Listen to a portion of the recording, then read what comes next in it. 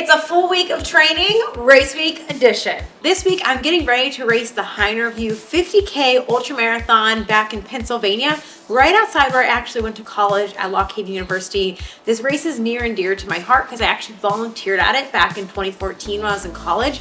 It was the first time I'd ever witnessed an ultra marathon, and I remember thinking to myself, those people are crazy. I would never do anything like that. And so once I got off the wait list, I knew I had to make this happen just to kind of show it to my younger self. So this week, I'm going to take you through a week of training as I prep and prepare and kind of train through this 50K. I'm kind of using this 50K or this race as kind of a practice race this year in preparation for my 100 miler. I'm definitely not planning on taking it necessarily all out. I'm going to see what the day brings me, but kind of using it as a way to practice fueling, pacing, being out there, being on a race course, moving through aid stations, all of those things. And so I did a normal week of training last week, and 2 weeks ago I did a pretty tough long run that was 17 miles, but I try to get as much ascent and descent in it, especially getting that downward descent on my legs in my last full week of training video that I took you guys through. And that did leave my legs a little bit beat up last week, and so I did feel like that took into some recovery last week. So me and Coach Noah have decided to just pull back a little bit more this week than we were even planning on, just to make sure that there's plenty of recovery in my legs before we head into this weekend. Even though I'm training through the race, the goal isn't to blow up before going into it. So we're bringing back the volume and some intensity in a lot of my lifts this week, but keeping in some of the basic things that we've been doing just for repetition and or to keep that stimulus in my training. But everything's kind of pulled back. Either we're removing some of the accessory works or my big, heavier compounds or bringing RPE back. These are all things that you can do in your own training. Typically, when the week or two before an ultra, I've pulled back lifting quite a bit typically. But right now, the goal is just to keep kind of the main bread and butter things in this week, keep moving so it's not totally novel, kind of have an deload recovery week next week, and then get back and resume normal training after that. So let's jump in. So we're on week 2 with little Miss Kona here. She is curious of the gym, but she's a little bit skeptical of it. So she likes to be outside with me, but we let her kind of free reign if she wants to go inside or outside based on how she's feeling that day. But she's a good girl. It's just everything's big and new and scary, and rightfully so. So the big reason we're pulling a lot of stuff back is I just have a lot of deep fatigue in my quads, and sometimes that just happens with training. And if you're hybrid and ultra training and trying to like balance all the things, and especially since the goal is to get through the race more than it is to be making progress necessarily the next week or so, that's why we're pulling back a little bit with consideration of that. I'm keeping my calorie intake pretty high, crushed calories over the weekend. I think I ate like 3,200 calories each day, my long run, and then the Sunday. And I'm just trying to keep my carbs high this week, sleep really good, and just focus on recovering as much as I can. So that way this weekend is something that is an appropriate amount of volume. And so I'm gonna hit my lift here, and then I'm gonna stink in a few runs and a few miles this week during the week this week. Just nothing really crazy, nothing as high volume as I typically do, but just to kind of keep that running frequency and mileage up a little bit, and then obviously rock it this Saturday and then rest on Sunday. So let's start my lift.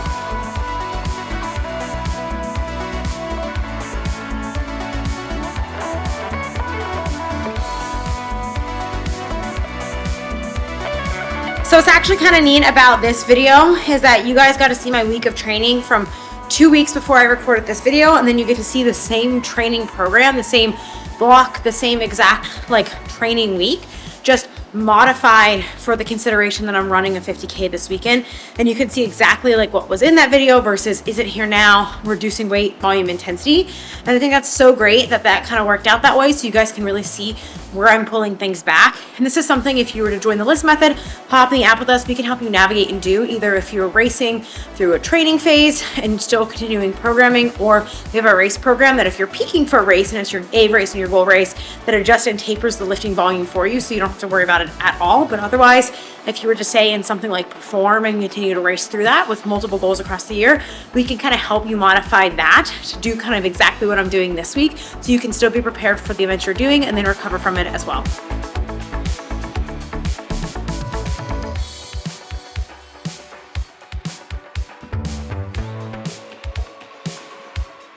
So dropping everything down to like an RPE 5-6-ish this week. I'm even being a little bit more conservative based off of just like generalized fatigue I'm accumulating from this block. So I'm kind of factoring that in systemically. I'm also super hungry, and that's a great sign. Like, you know, you just need to be eating. I've already had a pretty high amount of calories today at where I'm at, and I know that I probably just need that. I'm genuinely hungry. I've been eating a lot of plants and protein this week, lots of carbs too, and so it's usually an indication that like we're just still needing some recovery, and so we're just kind of following the lead on that. Because remember, the goal this week is to maintain or keep the stimulus there, not necessarily make progress or get any better. Some weeks you can potentially do that with going through a race, but something like this that's a 50K that is higher volume, I'm gonna be a little bit more conservative and err on the side of caution there as well.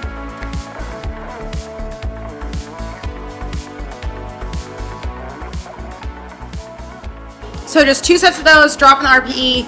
I do have front rack carries, but instead of front rack carries, I've been doing my Go Rock sandball carries because they're easier to just carry that ball around than it is for me to re-rack and get new weights. All right, that's it for day one. Quick and easy, super quick lift. I'm going to finish up with a few mile run just to get some miles in on the week, but all very easy. Super slow. I kept everything last week on like the far end of zone 2 or the low end of my zone 2. Like I ran most of my runs around 130 beats per minute, like truly zone 2. Very easy, very conservative, lots of that low intensity. So we're gonna hit maybe 2 or 3 miles right now, nothing crazy. Called it a wrap for the day. I actually love weeks like this because it's such a nice break from like the crazy high demands of training, and I love leaning into that.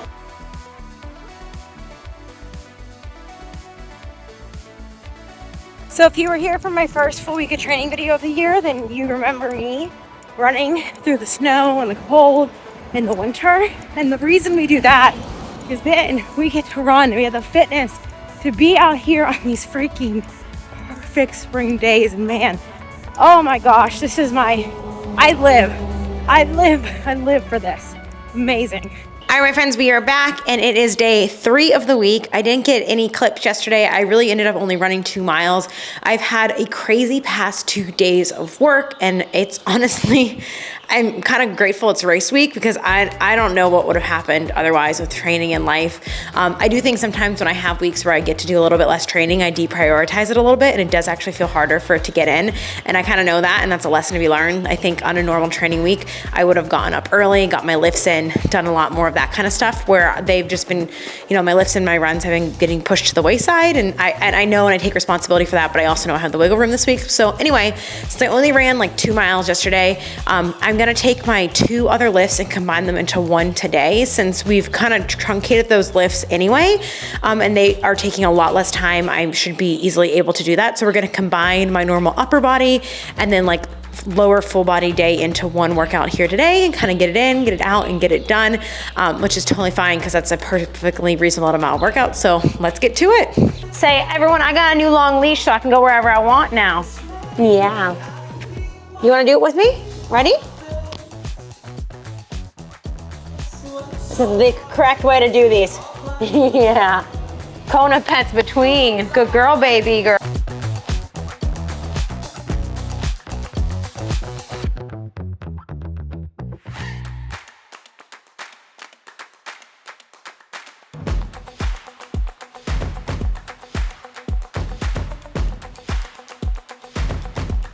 Regis just asked me if I had a poop bag in my shirt while I was working out, and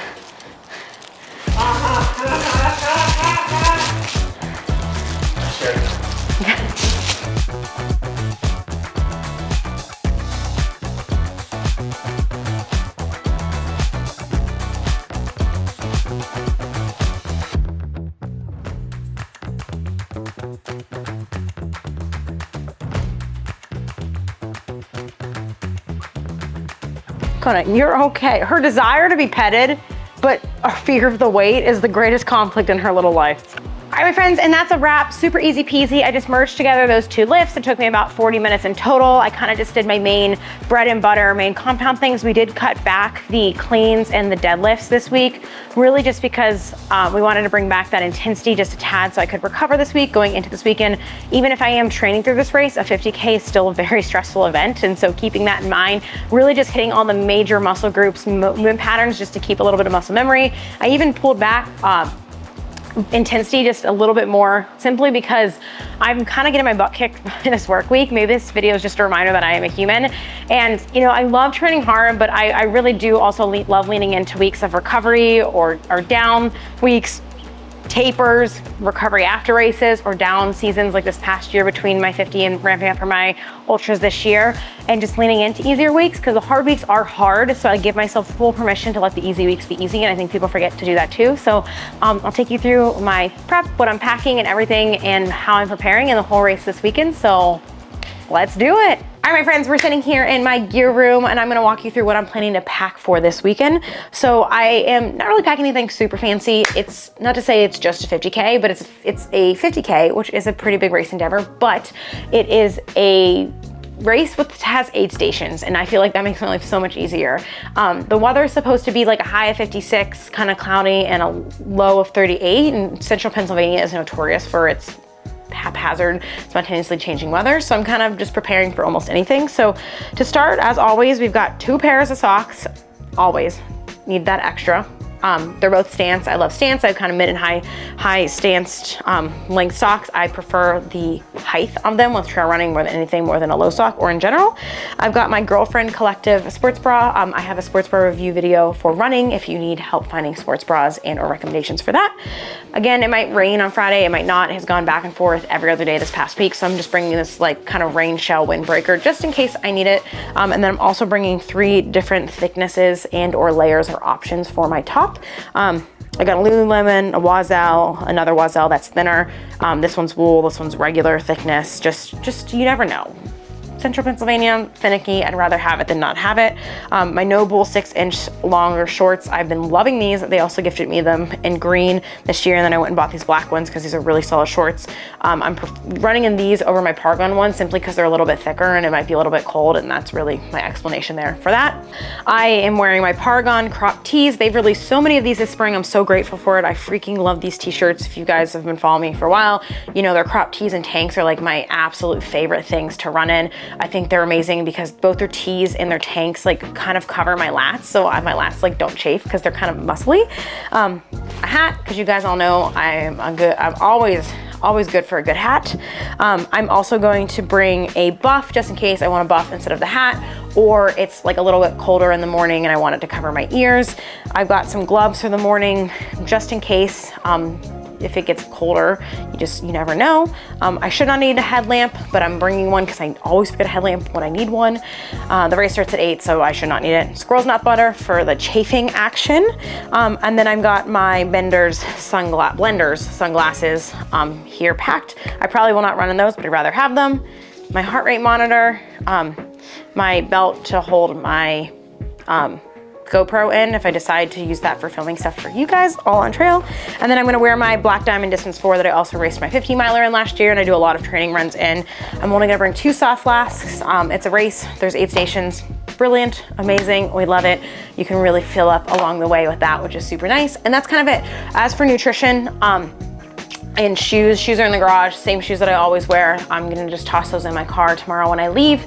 And then for nutrition, I have my big bin of nutrition that I keep in the back of my car. So I'll probably just, I need to get some more Tailwind, but besides that, I'm just gonna fill it with all the snacks and treats. And my parents are coming to the race this weekend, so I'm probably gonna give them some Ziploc bags with like miscellaneous snacks. So I see them at miles 10 and 24 and 3, 10, and 24. So I probably will like refill in some snacks at 10 and then 24 if I see them. But for the most part, I'll probably have to bring a lot of food with me or just use aid stations. I tend to love liquids during races, but I am trying to use this race as kind of like a trial run, practicing racing, being in a race, handling that race anxiety that I'm historic for getting, nutrition, pacing, all of those things, kind of using it as like a tune-up at this early point in the year of my training. So I don't really have a specific nutrition plan for you guys on this one. I'm kind of just treating it like a normal training run. So I'm just gonna shove a frick ton of snacks and calories in my pack. And then as always in races, I'm like my key to racing is anything that has sugar and is liquid. When I get to a table, I am filling my bottles or my cups with that because that just seems to work really well for me. So that's kind of what I'm packing and prepping. And so I'm super excited for this weekend. All right, my friends, me and little Miss Kona here are headed out on a shake out walk/run. I'm gonna try to run about 2 miles, but I'm gonna try to get her mostly walking or running a good bit before my friend comes to watch her for the weekend. And so I hope you guys enjoyed kind of seeing this week of training, race edition / craziness. And on the next video, I will take you through my whole 50K day and how tomorrow goes. So hopefully it's just a good day, because that's all we can ask for on race days. So if you enjoyed this video, found it helpful, let me know. Something you learned before, something you'd want to know in a future video, make sure you hit like, subscribe. Doing so helps me buy more doggy treats for little Miss Kona here. And we'll catch you guys on the next video, which will be race day. So let's do it. See you there. Yeah.